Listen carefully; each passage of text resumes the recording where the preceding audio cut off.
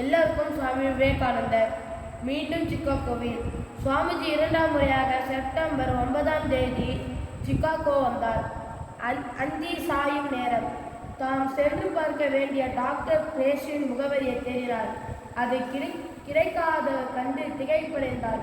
ரயில் நிலையத்தில் இருந்து சரக்கு ரயில் பெட்டி ஒன்றில் காலியாக இருந்த பெட்டியில் தன் இரவை கழித்தார். அடுத்த நாள் காலை தன் பசியை போக்கிக் கொள்ள வீடுகளில் சென்று உதவி கேட்டார் என்பதிலிருந்து அவர் தனது பணத்தையும் இழந்திருக்கலாம் என்று தோன்றுகிறது.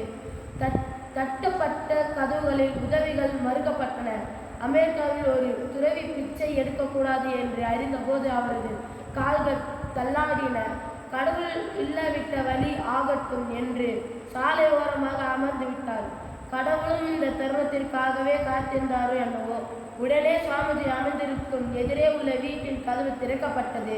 அந்த வீட்டிலிருந்து ஒரு பெண்மணி வெளியே வந்தாள். அவள் சுவாமிஜியிடம் வந்த சர்வ மதா மகாசபையில் கலந்து கொள்வதற்கு பிரதிநிதியா என கேட்டாள். அதை அறிந்ததும் அப்பெண்மணி சுவாமிஜியை தன் வீட்டிற்கு அழைத்து சென்று உபசரித்தாள்.